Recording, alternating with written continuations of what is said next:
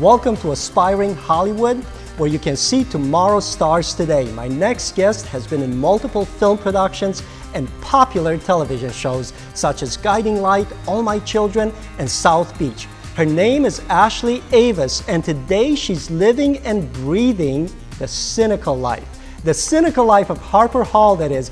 Ashley, welcome to the show. Thank you so much. Tell me, what is the cynical life? The Cynical Life is a new independent TV pilot that was a brainchild after shooting something in New York and kind of realizing how not easy production is, but if you have the right people involved, it was something we wanted to just kind of see if we could do.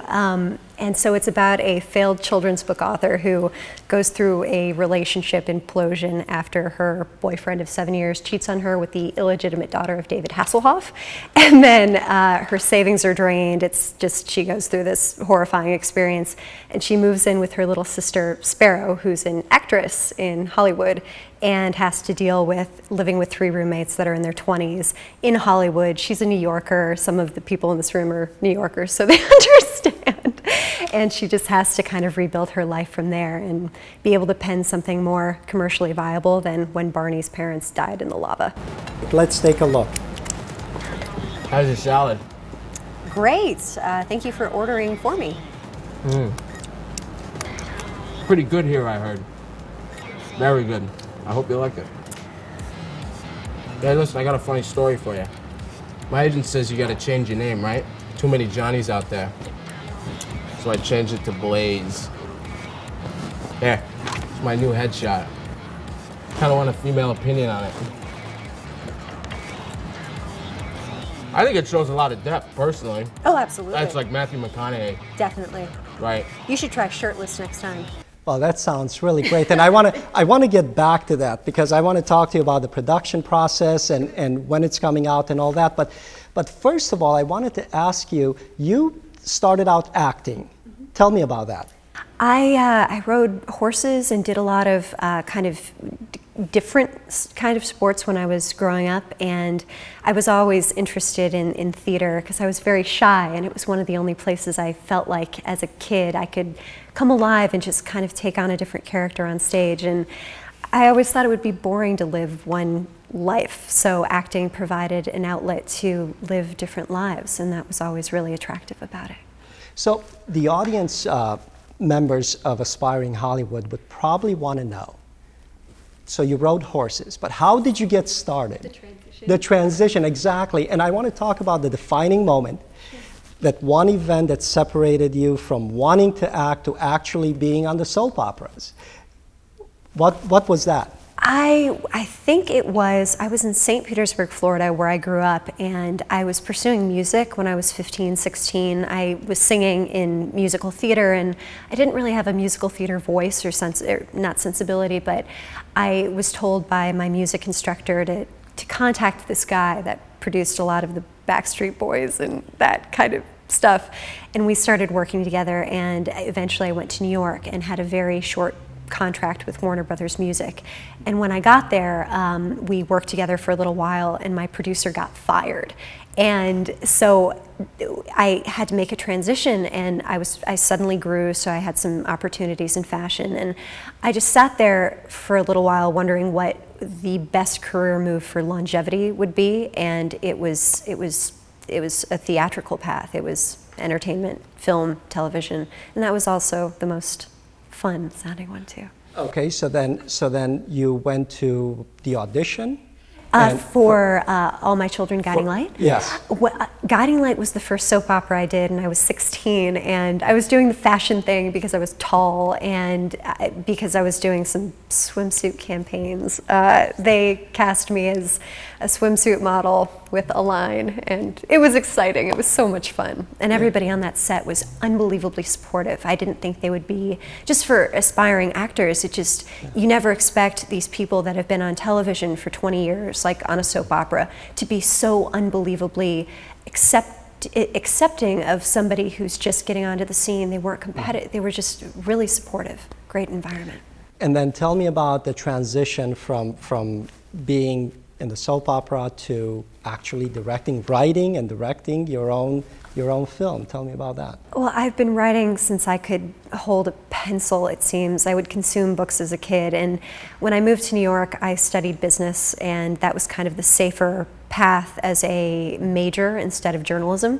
So behind my economics book in college and in high school, I would just be writing stories and novels, and I was very much into sci-fi, fantasy, and Anne McCaffrey and fun things like that. I wish her books weren't optioned.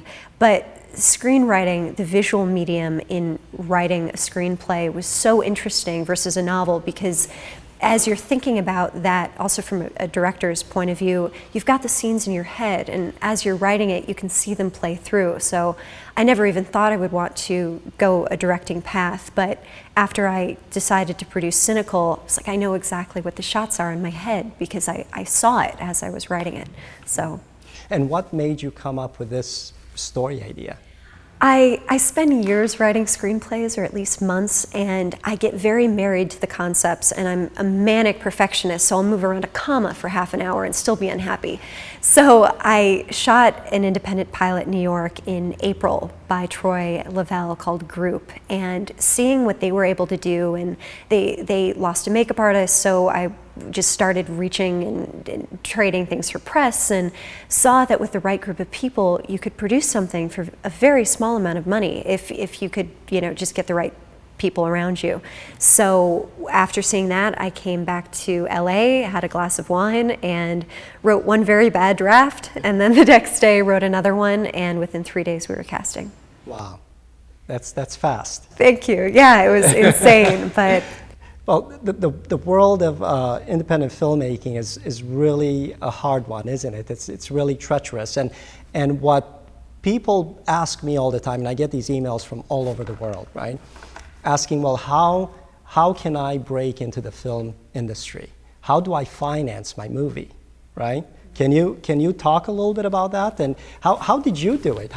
You have to pay people something, right? Sure, yeah. Okay. Well, hopefully you have either a credit card that you can utilize, which I don't, or a little bit of savings, which I also didn't have. But with what we did, when I told my co-producer Paul Harrison that I wanted to shoot this next weekend, he told me I was nuts, but said if I wanted to do it, he would be on board. And then basically I have written for a very long time and still have certain connections with some publications and still write for a few magazines. So I started just emailing people and asking people for referrals for crew. We put out a breakdown with deferred payment, and I was shocked at the amount of talent. It was a concept. I put up a website before the script was even half written because I knew what I wanted to do with it. And so that's a lot of different pieces of information, but I thought the marketing was important. It got cast, it got agents and managers for people we would never have had come into that room interested in it because they saw the graphic design, they saw the website, they saw that we were going to market this professionally. And then we reached out to crew, they saw all of that material, and they were willing to work for free or on a deferred basis if it did get picked up. And we did it with about $1,800, which just was basic food for the cast and crew. The editing was something that we had to pay for, but I still did some training with the editors as well, because we spent 96 hours straight in an editing room. No, you're talking about some of these actors being represented by agents and managers. Yes. Now, look, I know from personal experience, it's not easy to get your call answered by an agent or manager when you call them and you say, I have basically $1,800 in a pizza from Pizza Hut. Can you send me your best talent? Sure. Right? Why do you put it that way? Right. How were you able to get through to these people?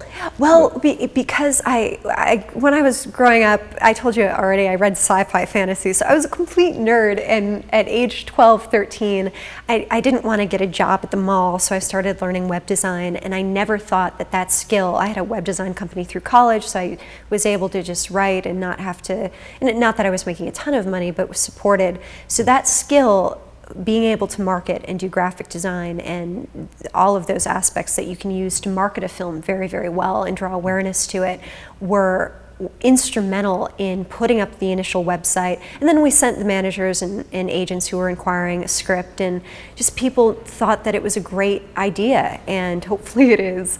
And we had an amazing audition process and just got some great folks. Well, I mean, that's a huge, huge accomplishment. Congratulations. Congratulations. Now, you had some mishaps during your production. Yep. And I went to your website and I actually saw your car being towed away with all of your equipment on it. So it wasn't really a car, it was a truck. It was a truck. It was a massive expedition. So what happened? We shot this thing over 2 days, basically 2 days straight. Our crew and then myself and Paul and our production assistant Oko, we didn't sleep for a good, literally about 48 hours. We were still up. So we shot this entire thing over 2 days, and we got lighting equipment on partial trade. We shot one scene with it downtown at this location, Onyx Lounge in LA, and we walk out 4 minutes after the period of time you're allowed to park, and our car was being towed down the street. So the problem, that wouldn't have been a huge issue besides the money to get it out, but the person that owned it had just had his ID stolen. So we showed up at the impound lot and they wouldn't let us have our car back. So we shot the entire thing with some base lighting equipment from a photography studio, and that's how we shot it. Well, it didn't look bad when I looked at it. Well, So thank you. So you did a very good job. Yeah, we've got a few reshoots to do for a few low lighting situations, but for the most part, our crew was amazing in being able to accommodate that hurdle. Yeah. So talk about the cast a little. We have an amazing cast. They're beautiful as beautiful as they are talented, and it's so hard to find. We have a cast of 25, and to find 25 unbelievably talented people that again, 2 days to shoot this. We can't do 50 takes for anybody. Everybody had to be on for every single scene.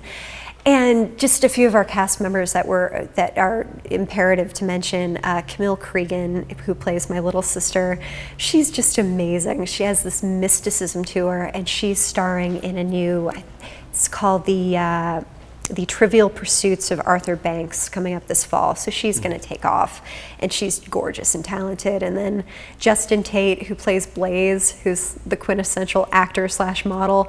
I saw him 2 days after we shot this thing at an event, and I thought I had invited the wrong actor to this event. He's that crazy method and charactery. I've never had this experience before. I stared at him across the room for 25 minutes, like, this guy, it's the wrong actor. But it was him. He's just that much of a character that he was able to pull that off. And then Jana Van Heertem and Chelsea Ray Bernier, they play these two. It takes a really intelligent actor to play an airhead, and they play the actresses in the house, and they're so funny, and their moments are just amazing. And how long is the piece? It's 22 minutes Okay. right now. Yeah. We're going to see where we'll be at after reshoots. And it's coming out in August, did you say? Yeah, we're going to do a premiere, hopefully at Lionsgate at the end of August, maybe early September, depending on some cast schedules, because we want everyone to be there. Well, great. Well, you have to let us know. Of course. We can come over. Now, let me ask you this. What would be obviously you've been through the whole gamut of filmmaking, and the experiences with a car and everything else. What's your advice to an aspiring filmmaker? What would you say to them? I would say make sure you've got a great script, and if you're capable of writing something brilliant, go for it, or find somebody that can, because our production company is very new, but we've done a couple of script calls, and can't believe how there's so much talent out there, from writers to cast to crew. Just take the time to review everything, and then keep an open mind about budget. You don't have to have 20 grand to shoot a short film. Go to your local businesses and see if they're willing to sponsor you. Have an event, do a silent auction, and put people's banners up. For a couple $100 for a donation, a lot of people are willing to do that, and you can fundraise that way. Indiegogo is something we discovered recently, and we didn't do a lot of fundraising through there yet. We're going to launch a campaign. But Indiegogo allows you to put up cast photos or just your concept if you don't have any of that yet, and then send that out via email or Facebook or Twitter or social networking tools, and fundraise through. They accept PayPal and credit cards. People can donate $1 to $1,000. So just explore every asset and every skill you have trade for, if you're a dance instructor, offer to trade people dance lessons. Like, there's a million ways that you can raise money for a film. You don't need, you know, that magic investor to start your project. Great advice. Now tell us about your website. Where can people find you? It's called thecynicallife.com. That's Ashley Avis, ladies and gentlemen, The Cynical Life of Harper Hall. Check premiere dates at thecynicallife.com. Very good. Well, thank you very much for joining us today, and thank you guys for watching.